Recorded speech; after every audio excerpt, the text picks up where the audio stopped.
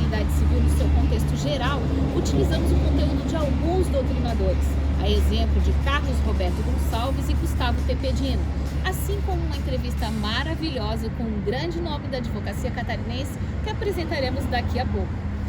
A responsabilidade civil é tratada no Código Civil, a Lei 10.406 de 2002, nos artigos 927 a 954, que tratam do direito das obrigações. De acordo com Gonçalves, a fonte geradora da responsabilidade civil vem do interesse em restabelecer a harmonia e o equilíbrio violados pelo dano. O autor, em material atual, também ressalta a grande importância da responsabilidade civil por se dirigir à restauração de um equilíbrio moral e patrimonial desfeito e à redistribuição da riqueza, conforme determina a justiça, tutelando a pertinência de um bem em todas as suas utilidades presentes e futuras a um sujeito determinado. Portanto, a responsabilidade civil é um dever jurídico sucessivo que surge para recompor o dano decorrente à violação de um dever jurídico originário. Sendo assim, toda conduta humana que violar um dever jurídico originário e dessa forma causar um prejuízo a outrem é fonte geradora de responsabilidade civil. Importante lembrar que uma pessoa pode causar prejuízo a outrem por descumprir uma obrigação contratual e, no caso da responsabilidade não derivar de contrato, ela é extracontratual, onde o agente infringe um dever legal. Tepedino ainda nos aponta 3 elementos para a responsabilidade civil: o ato culposo, que é a teoria subjetiva, ou atividade objetivamente considerada, a teoria objetiva, o dano e o nexo de causalidade. No ordenamento jurídico brasileiro, são 2 categorias de dano, o patrimonial e o moral. O nexo de causalidade, neste caso, é o elemento de ligação entre a teoria subjetiva e a objetiva, determinando a quem se deve atribuir o resultado danoso. Para Gonçalves, a questão da ação ou omissão seria um 4º elemento essencial para a responsabilidade civil.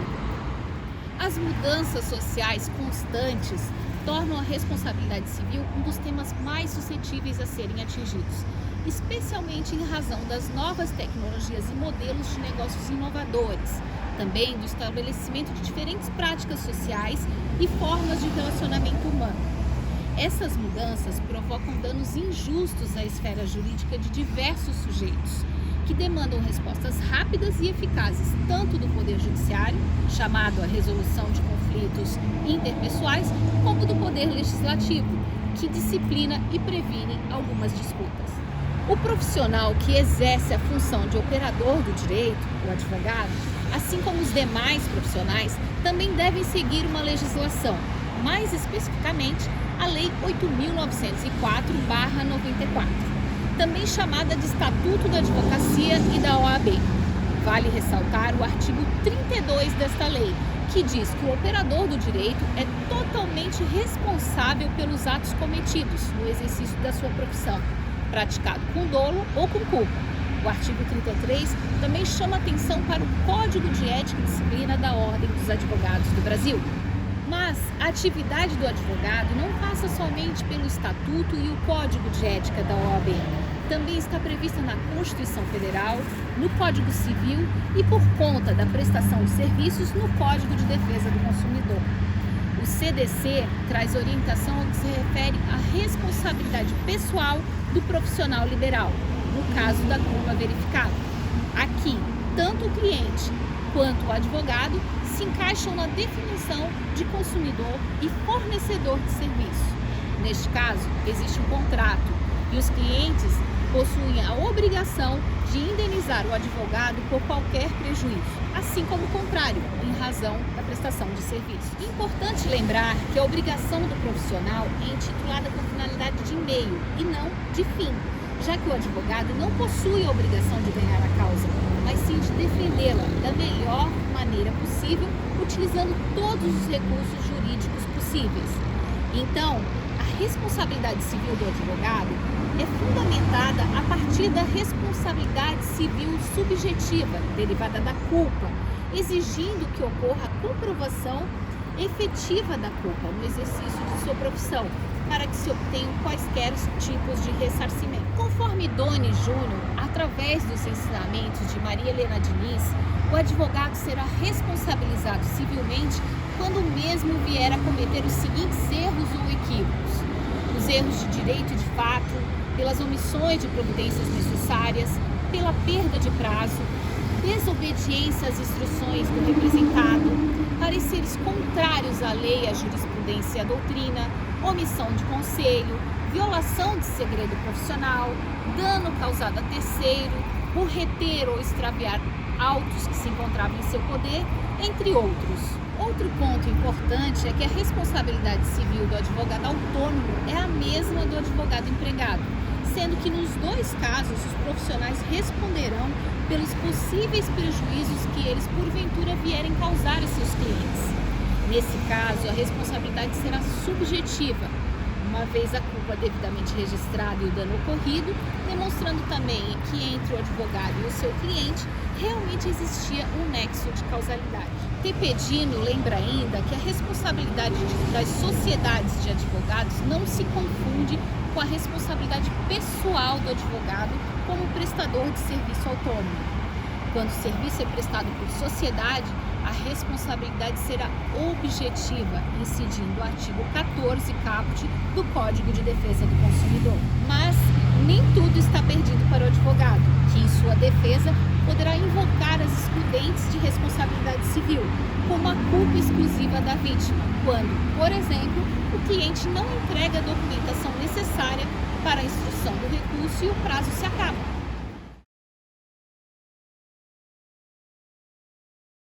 O que é a responsabilidade civil do prestador de serviço? Então, o prestador de serviço é regido pelo Código de Defesa do Consumidor. No artigo 14, fala sobre a responsabilidade civil sem culpa, mas que há a responsabilidade daquele que é o prestador de serviço.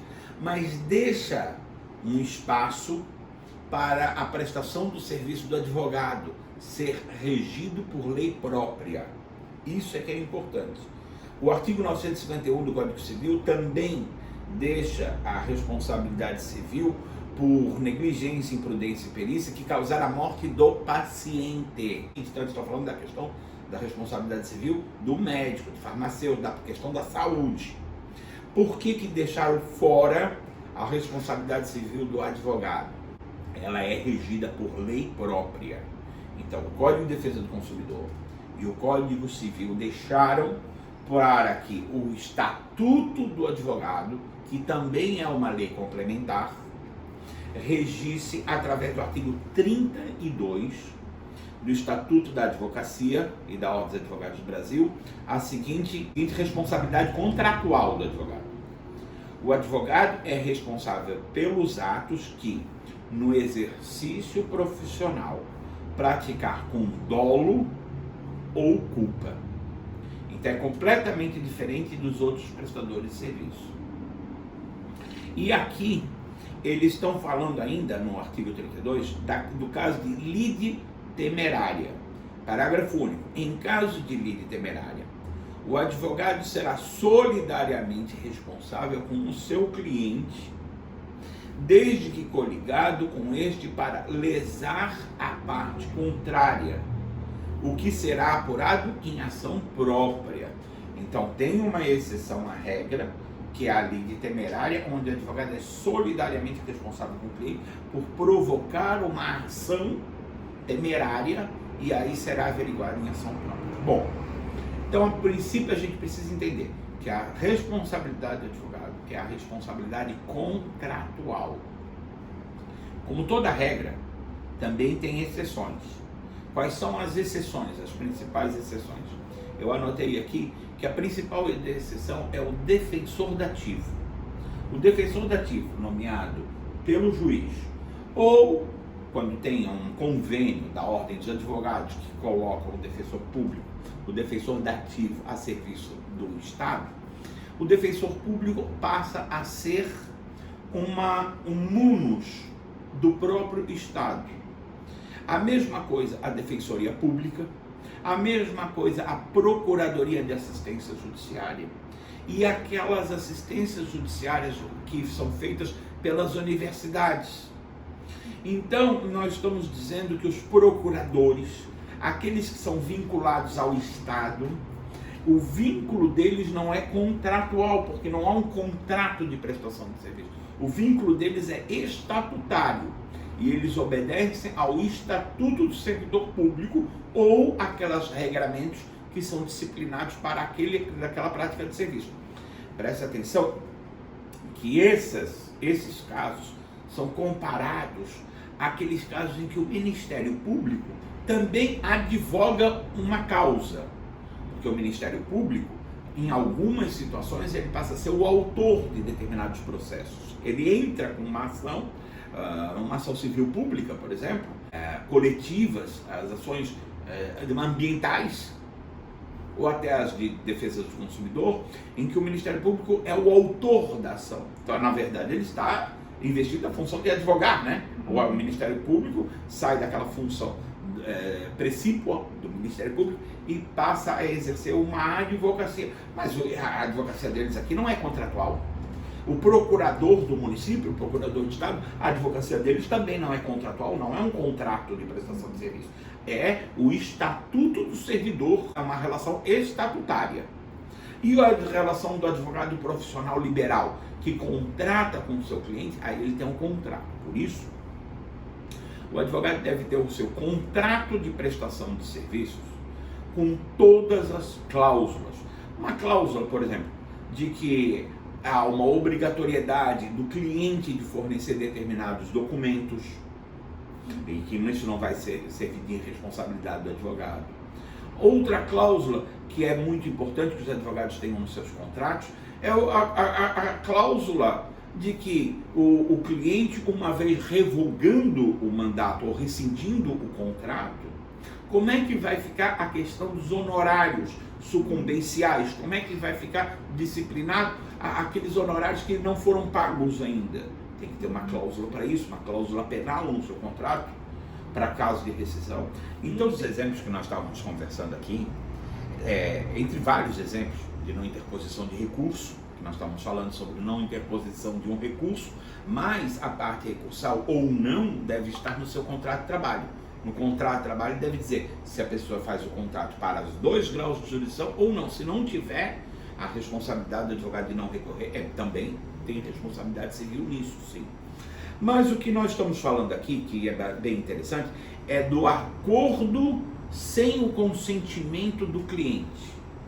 Então, a anuência do cliente na hora de fazer um acordo, porque muitas cláusulas, muitas procurações têm o direito de transigir e fazer acordos. Mas se o advogado faz o acordo sem a anuência do cliente, a responsabilidade civil, sim. Eu vou dar um exemplo aqui. Advogado, transação, renúncia de parte substancial do crédito do cliente sem o seu consentimento. Responsabilidade pelo dano. A indenização deve corresponder à diferença entre o montante recebido e o que o cliente deveria ter direitos. Temos uma jurisprudência aqui do Estado de São Paulo, onde o advogado foi condenado a ressarcir o cliente daquela parte onde ele assinou uma transação renunciando o direito. Por exemplo, ele entra com uma ação simples, no juizado especial de 40 salários mínimos, e ele fecha um acordo por R$5.000. O juiz homologou. A parte não deu a autorização de renúncia dos outros R$36.000. Sobre aqueles R$36.000, o advogado é responsável. Então nós temos que ter muito cuidado na hora de prestar o serviço e principalmente na hora de fazer um acordo, anotar e pegar a assinatura do cliente e do cliente manifestar a concordância no acordo. A responsabilidade civil do advogado é uma exceção. É sempre quando acontece alguma coisa que excede aquela contratação. Erro, desde que o erro seja não o erro substancial, mas quando acontece o dolo ou a culpa. Normalmente, os casos de indenização acontecem por causa do dolo, mas a culpa por negligência, imperícia Temos muitos casos de responsabilidade civil por imperícia. E principalmente por negligência, quando há perda de prazo. Então o advogado deve se pautar pela conduta ética, observando todos os aspectos e principalmente deixando claro no seu contrato com o seu cliente quais são as regras para aquela prestação de serviço. Não esquecendo que a nossa atividade é uma atividade de meio e não uma atividade de fim. Mas por ser uma atividade de meio, nós temos que empregar com lisura, correção e ética todos os meios para a defesa dos nossos clientes. Com todas as doutrinas e fatos analisados, concluímos que, além da responsabilidade disciplinar, o advogado responde civilmente pelos danos que causaram ao cliente, em virtude de dolo ou culpa. É importante lembrar que o poder de punir disciplinarmente os inscritos na OAB é de competência exclusiva do Conselho Seccional no território onde ocorreu a infração, exceto se a falta for cometida perante o Conselho Federal. Neste caso, cabe ao Tribunal de Ética e Disciplina do Conselho Seccional competente julgar os processos disciplinares. Portanto, o advogado deve responder por erros de fato e de direito que venha a cometer se perdeu prazo, se ingressou com a ação inadequada, se deixou de recorrer, se omitiu conselhos, se violou segredos, se houve omissão em providências necessárias para assegurar o direito do cliente, se causou danos a terceiros, entre outros atos, que em sua maioria são caracterizados pela falta de habilidade profissional, gerando assim o dever de indenizar o seu representado, ou seja, caracterizando aí a responsabilidade civil do advogado.